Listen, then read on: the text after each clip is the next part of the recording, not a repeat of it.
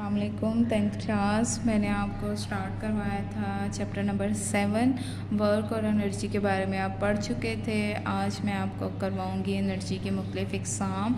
उसमें से सिर्फ 2 एग्ज़ाम हम लोग आज पढ़ेंगे। पहली है काइनेटिक एनर्जी, दूसरी है पोटेंशियल एनर्जी। ठीक है। अब वर्क के बारे में आप लोगों ने पहले भी जैसा कि पढ़ा है, जब भी कोई जिस्म हरकत कर रहा होता है तो हम कहते हैं उसमें एनर्जी मौजूद है। ठीक है। When an object is moving, we can say it has energy। अब एनर्जी कैसे आती है? कोई भी फोर्स जब उस पर अमल करती है तो वो क्या होती है, बॉडी थोड़ी सी डिस्प्लेस होती है। जब बॉडी पे फोर्स लगी और वो बॉडी डिस्प्लेस हुई तो हम क्या कहते हैं, उस बॉडी ने वर्क किया। ठीक है। लेकिन अगर किसी जिस्म में एनर्जी जो है वो मोशन की वजह से, हरकत की वजह से पैदा हो रही है तो हम कहते हैं उसमें काइनेटिक एनर्जी मौजूद है। ठीक है। The energy due to the motion is called kinetic energy. वो एनर्जी जो कि मोशन की वजह से या हरकत की वजह से मौजूद हो उसे हम क्या कह देते हैं, काइनेटिक एनर्जी। ठीक है। अब इसकी एक्सप्लेनेशन है कि जिसम में काइनेटिक एनर्जी किस तरह से प्रोड्यूस होती है। एक्सप्लेनेशन क्या है, आप लोगों ने अक्सर जो है वो क्रिकेट मैच देखे हुए होंगे। ठीक है। क्या होता है, बैट को जब भी बॉल हिट करती है तो क्या होता है, जो भी बैट्समैन होता है वो उसको फॉरवर्ड मूव करता है, मतलब बैट को आगे की तरफ मूव करता है। तो उससे क्या होता है, इंसान की जो एनर्जी है या वो एनर्जी जिस एनर्जी से उस बॉल करवाई गई वो उसमें स्टोर हो जाती है। ठीक है। क्या हो जाती है, हरकत की वजह से वो एनर्जी आई तो उसमें कौन सी एनर्जी पैदा हो गई थी, काइनेटिक एनर्जी, जिसकी वजह से वो क्या करती है, आगे की तरफ मूव करती है। लेकिन हम देखते हैं कि कुछ फासला तय करने के बाद बॉल रुक जाती है। ऐसा क्यों होता है, बॉल के रुकने की वजह क्या है?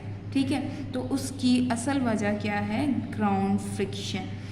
दरअसल ग्राउंड पर हरकत करती हुई बॉल के मुखालिफ सिमत में एक फोर्स अमल करती है जिसे हम क्या कह देते हैं, ग्राउंड फ्रिक्शन। ठीक है। अब जो फोर्स बॉल के ख़िलाफ़ मूव कर रही होती है वो क्या करती है, बॉल को रुकने पर मजबूर कर देती है। ठीक है। If the ball continue its motion, अगर बॉल जो है वो अपनी हरकत को जारी रखना चाहती है तो उसे उस फ्रिक्शन के ख़िलाफ़ एक फ़ोर्स लगाना पड़ती है। ठीक है।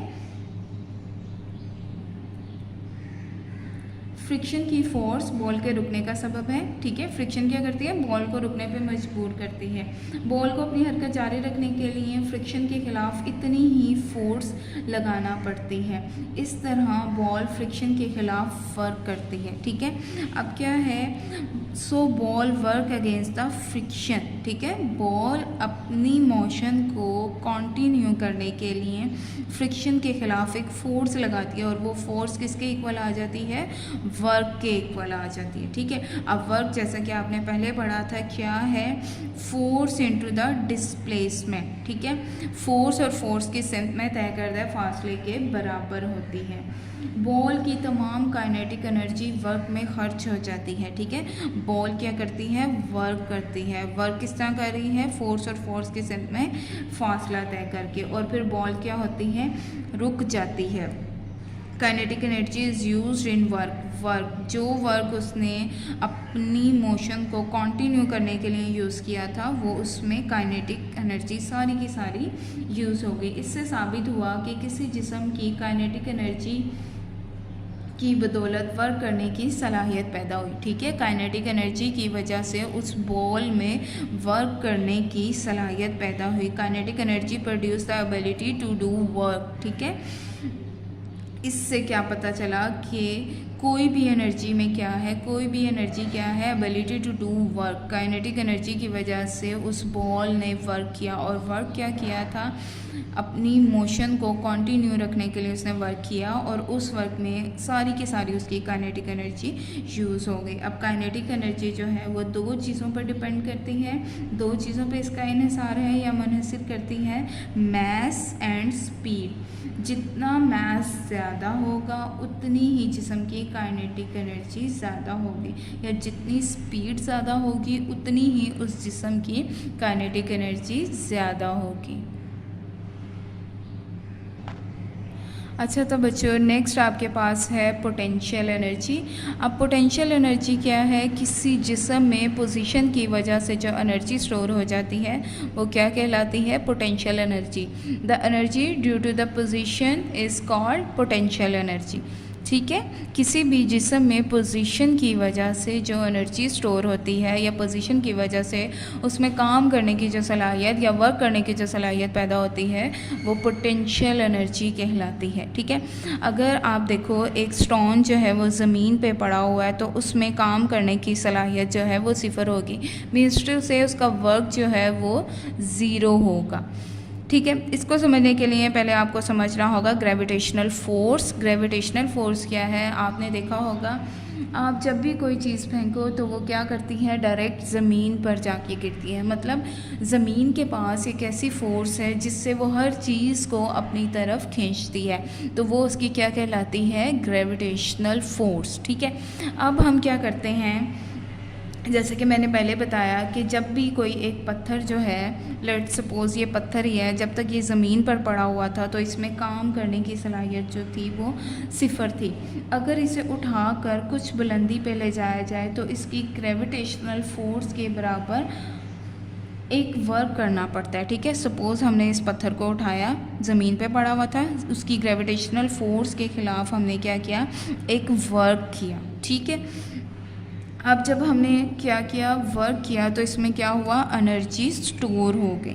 ठीक है, energy is the ability to do work. ठीक है, अब जब भी हम किसी जिस्म पर वर्क करते हैं तो उसमें क्या होता है? एनर्जी स्टोर हो जाती है या उसमें काम करने की सलाहियत पैदा हो जाती है। Work and energy are equal, मतलब energy is the ability to do work. ठीक है, अब ये वर्क जो हमने किया बुलंदी पर पत्थर में एनर्जी की शक्ल में स्टोर हो गया। ठीक है, पत्थर को जब हमने उठाया, लिफ्ट किया, तो हमने अपनी एनर्जी पत्थर पे लगाई और जो पत्थर की एनर्जी थी वो ग्रेविटेशनल फोर्स के ख़िलाफ़ जो थी वो ख़त्म हो गई। अब क्या हुआ? पत्थर में एनर्जी जो थी वो स्टोर होगी। When we free the balls, अगर हम बॉल को बुलंदी पर ले जाकर छोड़ेंगे तो क्या होगा? बॉल नीचे की तरफ आकर गिर जाएगा, बॉल खुद ब खुद नीचे आएगा। ठीक है, तो जो एनर्जी उसमें स्टोर हुई थी वो उसने वापस नीचे आने में लगा दी। Fall on the ground, ball आहिस्ता आहिस्ता क्या होगा? ज़मीन पर आकर गिर जाएगा। ठीक है, तो ये एनर्जी उसके पास कहाँ से आई थी? उसकी पोटेंशियल एनर्जी, जो हमने ज़मीन से उठा के उसे बुलंदी पे लेके गए। बुलंदी वो मकाम है जहाँ उसकी पोजीशन चेंज हुई है। ठीक है, तो पोजीशन जब उसकी चेंज हुई तो उसमें क्या हुआ? हमने एनर्जी स्टोर कर दी। एनर्जी स्टोर जब उसकी हो गई थी तो बुलंदी पे ले जाके हमने उसे छोड़ दिया। तो जब छोड़ा उसने उसी अपनी एनर्जी को यूज़ करते हुए नीचे आया, और कौन सी एनर्जी थी उसके पास? पोटेंशियल एनर्जी थी, जिसकी मदद से उसने ये वर्क किया। आपने kinetic energy and potential energy दोनों याद करने हैं, और ये आपके लॉन्ग क्वेश्चन का आंसर भी है। और आपका क्वेश्चन नंबर जो है वो है क्वेश्चन नंबर 5। ठीक है, क्वेश्चन नंबर 5 का ये आपका आंसर भी है। इसको आपने लर्न भी करना है, और ये मोस्ट इम्पॉर्टेंट क्वेश्चन है, बहुत ज़्यादा आता होता है पेपर में। ठीक है, स्टे ब्लेस, अल्लाह हाफिज़।